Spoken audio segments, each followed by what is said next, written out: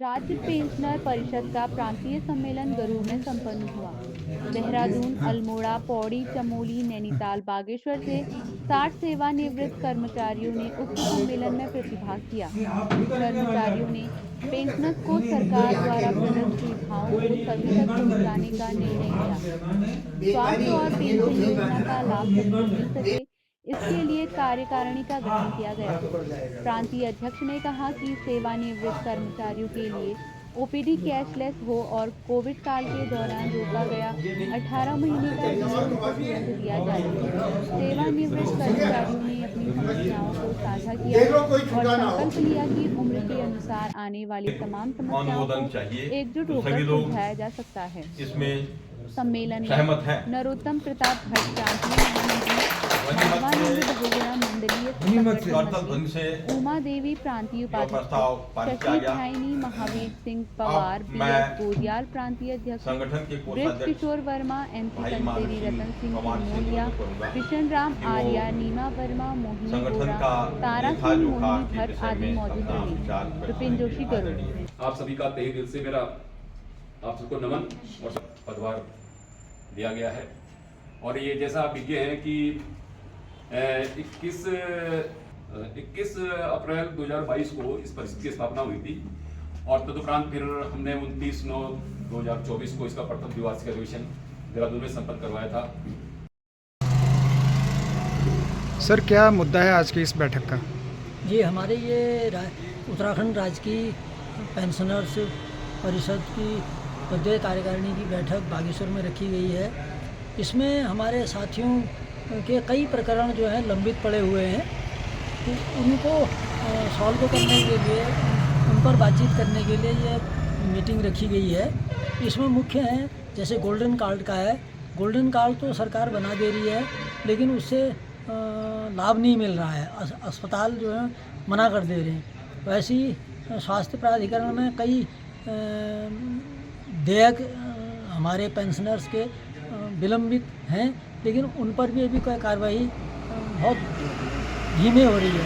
इस पर यहाँ चर्चा करने के लिए और दूसरा हमारा संगठन को व्यापक रूप देने के लिए तमाम जनपदों में इसकी कार्यकारिणी गठन करने पर भी यहाँ विचार किया जाएगा।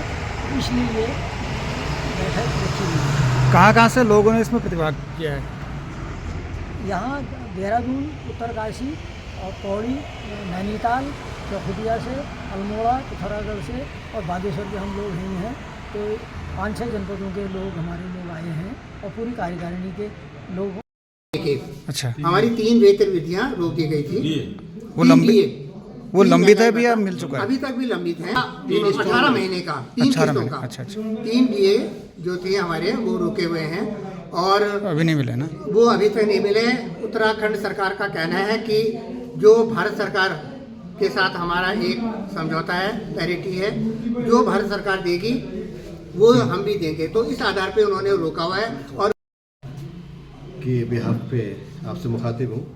जैसे कि हमारे कार्यकारी अध्यक्ष जी ने तो सारी बातें बताई दी, लेकिन शॉर्ट में मैं बता देता हूँ कि हम पेंशनर्स के हित के लिए कार्य कर रहे हैं। और आप जानते हैं कि सरकार जब एक कर्मचारी जो है सेवानिवृत्त हो जाता है तो उसको एक निष्प्रयोज्य वस्तु समझ के उसका जो है बड़ा वो होता है कि इसका अब तो ये कोई काम की तो रही नहीं।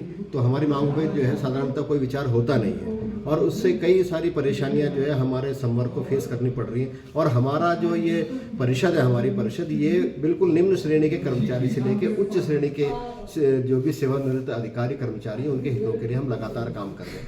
अब जैसे अभी हमारे कार्यकारी अध्यक्ष जी ने बताया कि जो हमारे वर्ग चार्ज के जो कर्मचारी सेवानिवृत्त हुए हैं उनके विरुद्ध तो बहुत ही ज़्यादा कठोर कार्रवाई सरकार कर रही है और इस पे वास्तव में उनकी भुखमरी वाली स्थिति पैदा हो गई है। उसके अलावा और भी बहुत सारी समस्याएं हैं कि जैसे कम्यूटेशन है, कम्यूटेशन के विषय में भी जो है काफ़ी सरकार के द्वारा जो है वो अच्छे निर्णय नहीं लिए गए हैं। और एक इंक्रीमेंट होता है हमारा प्रमोशन का जो 80 वर्ष की सेवा के बाद होता है, उसको हमने कहा कि उसको समयबद्ध के हिसाब से, समयबद्धता के हिसाब से भी जो है वो बांटा जाए, नहीं तो 80 वर्ष तक का जो है सभी को लाभ उसका नहीं मिल पाता है।